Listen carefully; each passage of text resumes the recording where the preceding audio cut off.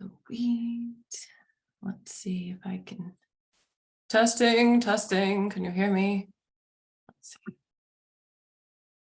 see. Sweet. All right. Looks like I have sound. Amazing. I'm so happy. I'm so happy to be here live now. It's been such a fascinating year so far. I know I think the last time I was live, I was sharing that my grandmother passed, and that was pretty hard. Is still pretty hard for me. So thank you for your patience with my grieving process, because I definitely have been grieving and just needed a little bit of space for that, which is divine feminine, right? Divine feminine embodiment is taking the time to digest the emotions, as Ayurveda would say.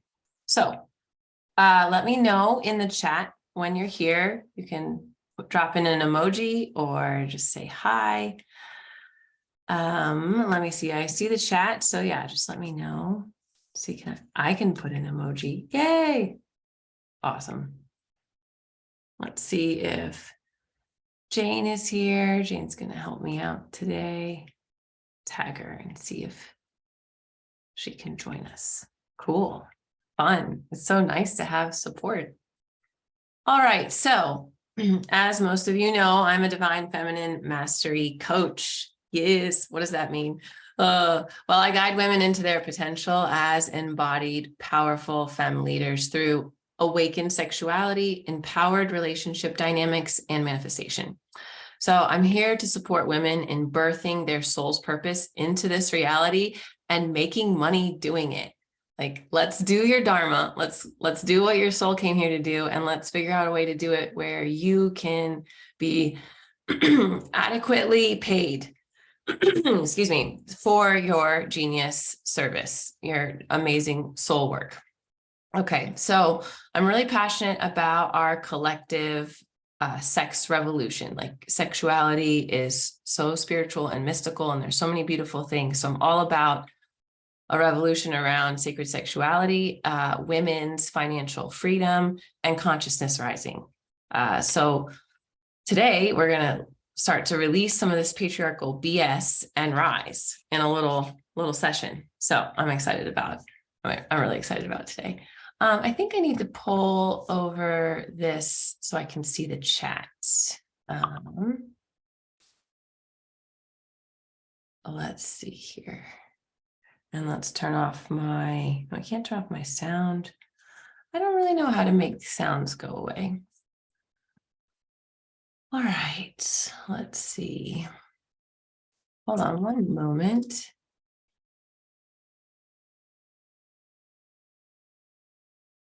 Let's see if she can find me. I think I also got another message from someone else, so I kind of want to wait a moment to see if our lady friends can get in here. So while I'm waiting for these divine feminine women to join me, I wanted to share some amazing things that have been happening in my life. So I encourage you all to pick a word for the year.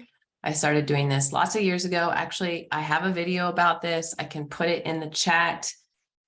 Make a note about that. Let me just make a note since my assistant's not here yet. Video about word of the year. It's a recent one, word of the year in this group. I think I did it in like late December, early January. But it really is helpful having a word for the year. Yeah, so let me know when you're here in the chat. Just put an emoji or say hi. And then if you're watching this later, do hashtag replay.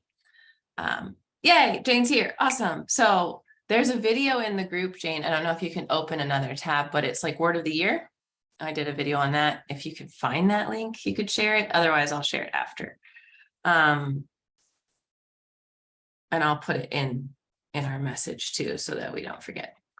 But so my word is receiving, right? My word is receiving. So it was really interesting because my grandmother passed, right? But now I feel her energy and presence, like supporting me in everything. Like, it's interesting. I would listen to the songs, and the songs would talk about the grandmothers and the ancestral line and all these different things. And I feel it. And my experience of my grandmother's energy, both of them, is so different especially after the second one cross. Like now I can feel them here. Like it's just an amazing experience. So I'm receiving, even though I lost my grandmother, I'm receiving my grandmothers and their energy and support. I've received so much.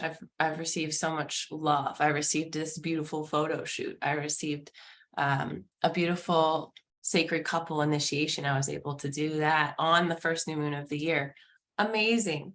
I love working with couples and sacred sexuality. So amazing. So, and that was in person, which was such a gift. So beautiful. So yeah, this year it's just been, I received my purple Mac desktop. I received this sheepskin rug. I feel like I'm just constantly receiving, and that was my word for the year. So I would love it. Thank you. All right, there's the post. Thank you, Jane. That's the word for the year. All right, so I was just chatting for a few minutes to see if anyone else would come, but I'm going to jump into it because this stuff is powerful. So we're going to jump in. Okay, so I did another post.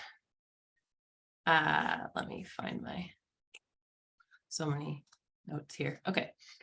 I did another post about rage, righteous anger, and nobody posted anything. So I'm going to chat about that just for a moment because I feel like it's a really important thing to talk about for a moment.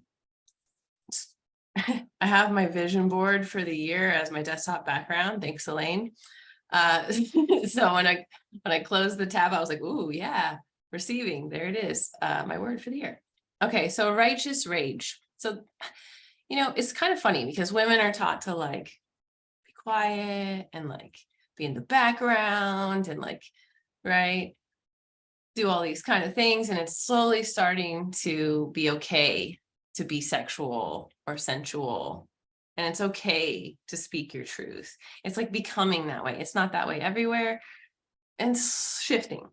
But I posted, what's your righteous anger? What's your righteous rage? Like, what makes you mad about the state of the world right now? And nothing. All I got was crickets. Come on, ladies. Are you dead? No. Are you so far into the matrix that you don't care about any of the social issues? No, I know you care. So post it. You could post women's rights. You could post homelessness. You could like anything. I didn't hear anything from you all. And I was like, what? Who are these ladies in this group? They have no righteous rage. Maybe you should find a new group because I want that passion. That is, as a leader, that is something you have to tap into. If you're not upset about things, how are you going to be motivated to do the things, especially if you're in America, because you're way too comfortable, right? It's just, we have so much privilege here that it's ridiculous. So you have to tap into your rage, especially if you're in a Western country. So I'll share some of mine because I was a little bit upset that no one had anything. I'm like, come on, seriously, not even a comment? Yeah. So for me, one thing that I am really mad about, and I started to get into the rage zone on my coaching call with my divine feminine initiates, these women that are getting this beautiful certification, going through this shamanic journey, starting to really step into their sexuality and their womb and setting more boundaries, getting clear, like all, watching them evolve. It's so amazing. Shout out to you ladies because we are in it and you are doing it and it's amazing, phenomenal. So while we're on the call, I was looking up, I wanted to know what Google said about the 4 phases of the cycle. And this is what it said, which pissed me off. The 4 phases of the menstrual cycle are menstruation, the follicular phase, ovulation, and the luteal phase. Common menstrual problems include heavy or painful periods and premenstrual syndrome, PMS. That's friggin' programming right there. That's lying. That's bullshit. I'm sorry. I'm not sorry. I'm upset because literally Google is saying that you're going to have heavy or painful periods like that, or in PMS like that. You know what I'm in right now? I'm in PMS. This is my PMS and it's very channeled, very grounded, specific rage, right? I know I'm in the days before I'm going to start bleeding, because it's almost the new moon and I'm aligned with nature. And I can tell because of my mind, right? I'm very focused. And this is Google basically saying like it's going to be painful. And that's not true. I have no pain. And it doesn't really even feel heavy unless I'm not taking care of myself. So that pissed me off. And that kind of got me into this, okay, righteous anger. Like, what else am I mad about? Well, I'm mad about the way that women's health has been addressed and treated for years. You know, mammograms give you cancer, right? Probably some of you don't know that. Well, now you do. Like, you're exposing your breasts to radiation. Mammograms, like, and breast cancer, since mammograms have started happening, breast cancer has gone up. I'm not going to get one. You can get a thermal exam, and that takes like a picture of the thermals, and you do that every year, and you can see if it starts to get red, then something's up, and you're not exposing your breasts to radiation. This kind of stuff. Or like our grandmothers not allowed to have their partners in the hospital, or even having labor on your back. Okay, anyway, so I could go on and on. I'm pretty mad. I have a righteous anger about the way women's health has been treated. That's righteous. It's not a bad thing for me to allow anger for that. Okay, so this is my point, is like, you can tap into this passion. This is going to be a very passionate masterclass. So any comments? Like, where did I lost my I lost my comment tab. Here we go. Okay. Yes. So if you're here, let me know by putting emoji in the chat or saying hi. And if you're watching this later, hashtag replay. But I would like to know, start thinking about what makes you upset. Are you also upset about the way women's have been treated with the healthcare system? Yeah. Or like that women can't have orgasms. I think I'm with Kim on this one. I think all women can learn how to have multiple orgasms. I think that's a lie. I really do. I think it's bullshit, because I wasn't orgasmic, and I started to play with myself, eventually figured it all out, right? Not all of it, but I figured a lot of it out. And like, yeah, I don't know. I'm suspicious. I'm sus about the things that are related to women's health and sexuality, because it was a lot of male doctors for a lot of years, right? And again, it's starting to shift, but it's important to talk about these things. So yeah, I would like to know, start to think about what makes you upset. Like, what can you, right? I'm calmer now, but I brought it up. I wanted you to see like this righteous anger, this righteous rage. It's a good thing because it gets us active. Oh, and this one will probably be really triggering for people, but why is no one talking about women that started bleeding after they got the vaccination? No, nobody talked about that. I knew women personally, several of different ages, some after like post-menopause, that started bleeding after they got the vaccination. That's not alarming. I thought that was alarming. You shouldn't get a shot and start bleeding. Like, nobody even talked about that. WTF. Okay, so if you didn't know that happened to women, it's kind of ridiculous. Okay, so what else? Western medicine in general, way they treated women. But yeah, so in the chat, this is where you could put the question in the chat. What are you angry about? I need to drink water. What is your righteous rage? That's the question. It's important. Okay. And then, I mean, I could keep going, but maybe I'll save some of this other rage for later, because we got to get into this masterclass. But other things make me upset. And I use that to fuel my passion and my work and to be the change. Okay, so let's talk about these religious and patriarchal wounds. So I feel like whenever I share about these in my coaching calls or with my ladies, I see them taking notes. And so I think it's important to share about these things. So one huge like myth disclaimer is women not putting themselves first. Just drink water. You must put yourself first if you're truly going to love, serve others, and have a big impact. Because if you're not taking care of you, then you can't really serve at the same capacity.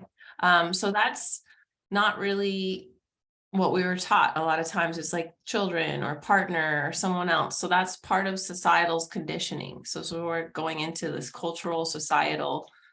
So religion is like seeped into, like it's married to the patriarchy.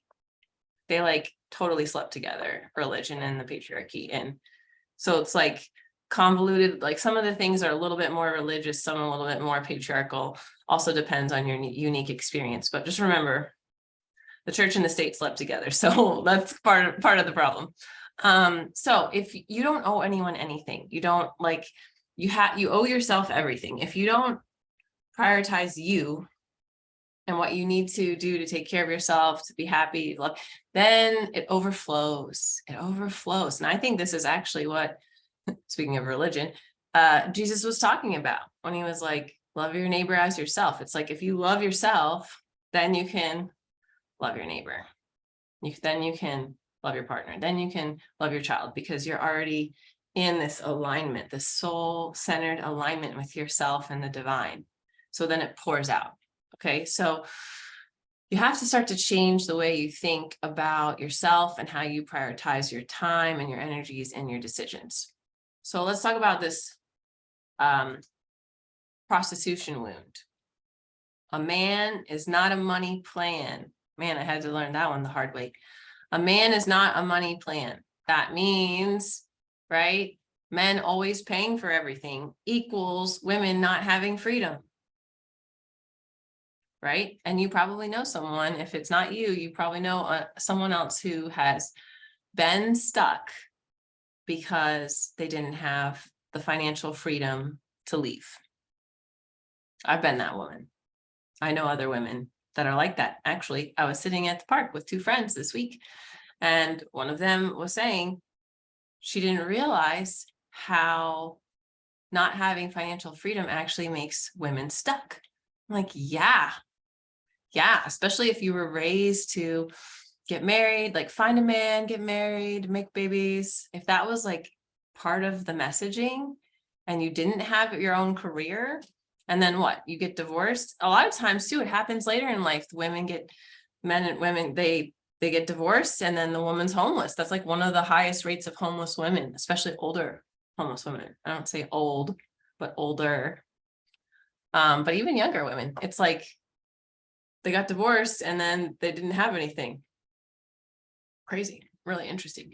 A religious wound. So that's prostitution wound is like men always paying for everything. So just watch out, even as a, whatever, even when I go out with male friends, I try to always split the bill, or sometimes I just pay for it because I don't want that messaging to continue. So I'd love to hear in the chat, if you're watching this later, right? #replay, and then let me know. Have you suffered from the prostitution wound? I have. I definitely have. Actually, I feel like my old assistant did too. Like, it's just like, it's rampant, and it's not just here, it's everywhere. Oh, you could put that in the chat. Oh, Jane, that's so cute. Thank you. You could have put that in the chat, but thank you. Yeah, well, I wasn't, yeah. Anyway. All right, so the next one is religious wound. She said I look cute with my hat. All right, religious wound, or I look cute in the video, which is good because I was like, I don't know if I should be wearing my cold hat, but I was cold. All right, so religious wound, not being able to embrace your sexuality as holy and pure. Does anyone else have this wound? Did anybody feel guilt, shame from their being sexual, being flirtatious, being sensual? Please put it in the chat. Again, #replay, #religious wound with sexuality. Let me know. We can have a conversation about these things. These things have to be talked about and spread around women in order to break the chains, in order to free us, to release these blocks, in order for the divine feminine to rise, which she's rising. You see Mary Magdalene's everywhere. You see her, right? You're starting to hear like more and more books coming out, right? Consciousness is rising. Divine feminine consciousness is rising, nurturing, collaborating, right? I see this. I'm a visionary also. So like, I see this as the future, and it starts with us right now talking about these things. Like, talk to your mom and your sister and your girlfriends about the prostitution wound or the sexual religious wound of like it's so freeing to be like, I am holy. My sexuality is holy and pure. My sensuality is holy and pure. Through my primal sexual essence, I connect with nature and children and others. Like there's nothing bad about your sexuality. There's nothing evil about your sexuality.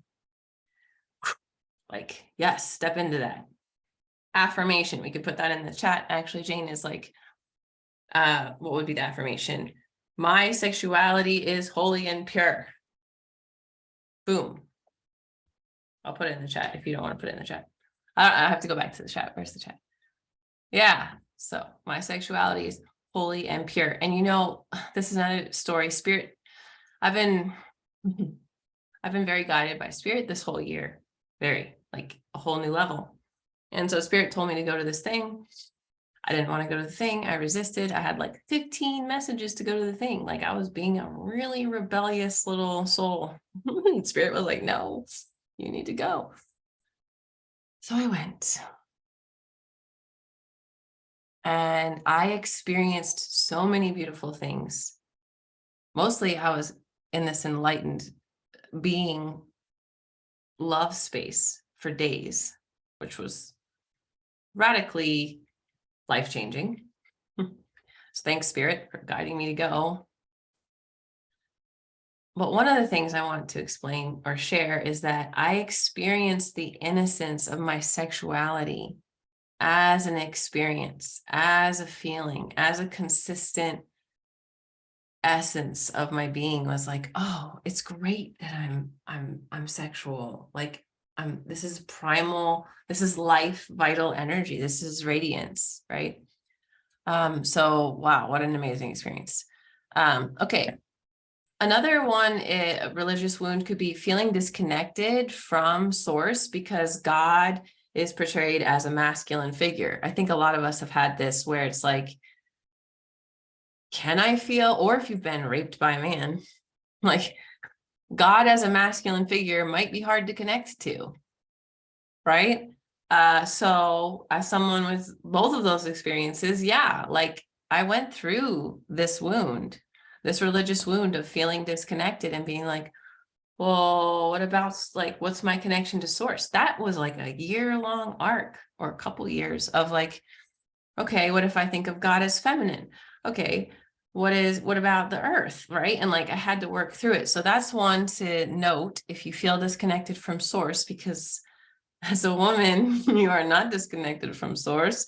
All of creation is within you. You are the universe. So it's silly a little bit to hold on to that wound. But if we don't know about it, this is why I'm doing this masterclass. If you don't know about the wound, if you don't have words to put to it, right? The way we change is first we conceptualize it.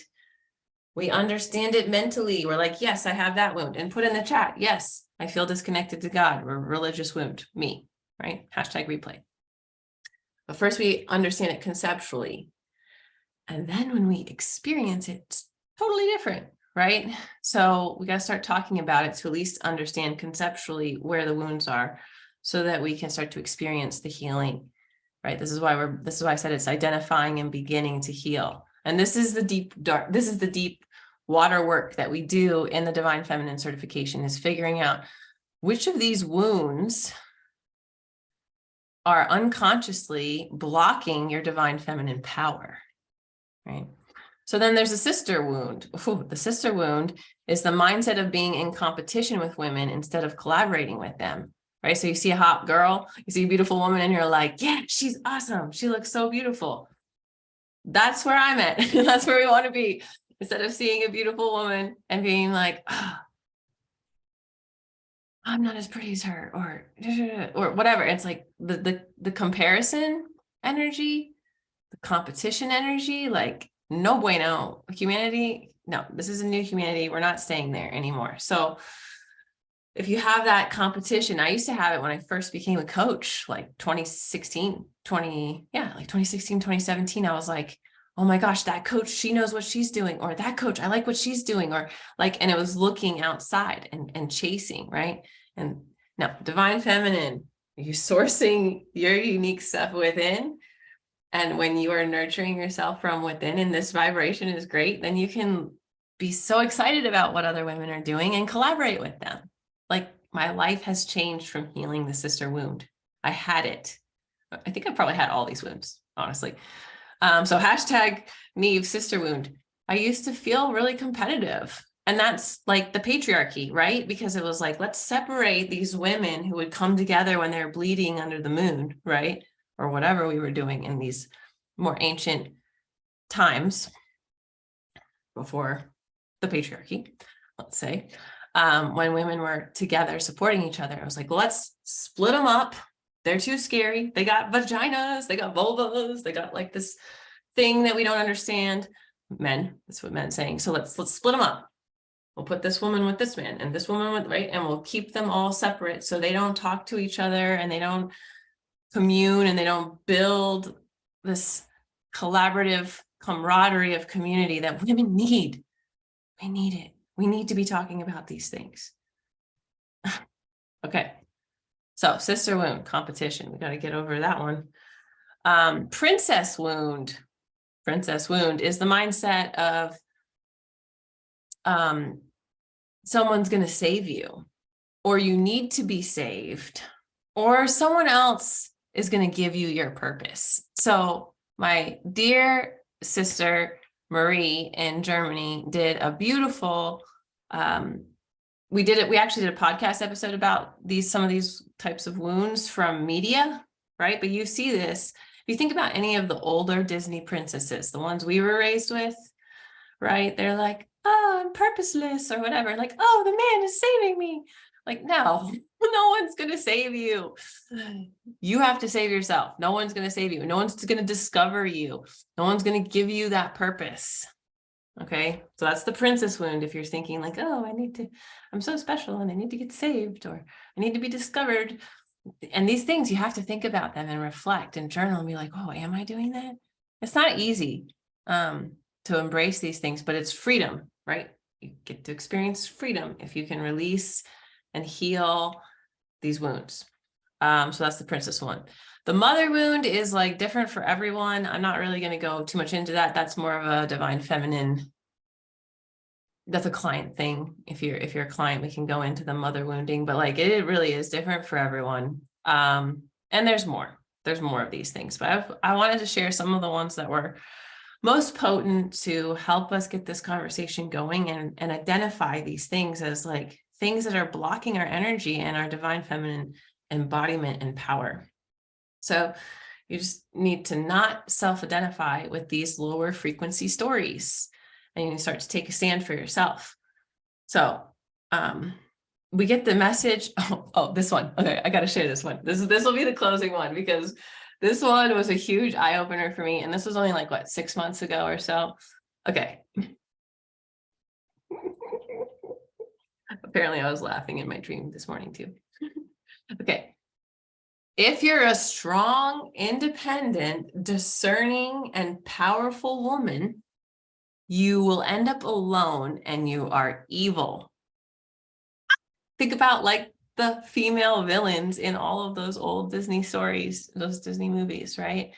Like Maleficent, I'll just take from Sleeping Beauty. Maleficent, she was strong, she was independent, she knew what she wanted, she was powerful, and then she was also evil and alone and ends up, perishing.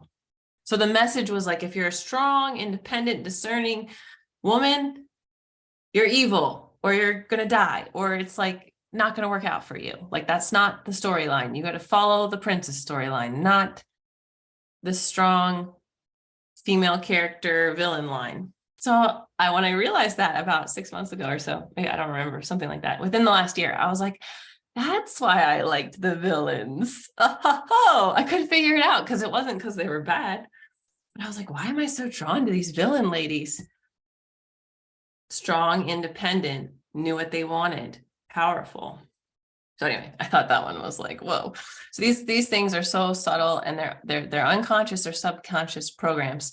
So do hashtag I loved villains too. If you loved the villains too, because that means you are identifying with a beautiful thing inside of you, which was the strong, discerning, independent woman who knew what she wanted and was going after it.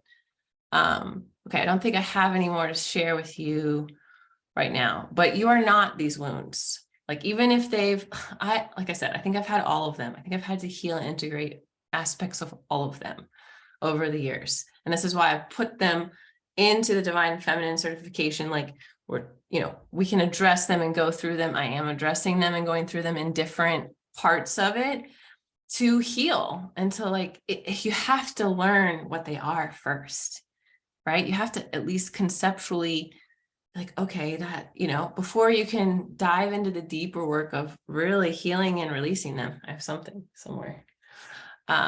So putting yourself first is a huge part of just creating that shift from all of them. It's like the umbrella, put yourself first, right? So that's why I started with that, because then you can start to figure out this trickle of wounds and which ones have really been blocking you and why and how.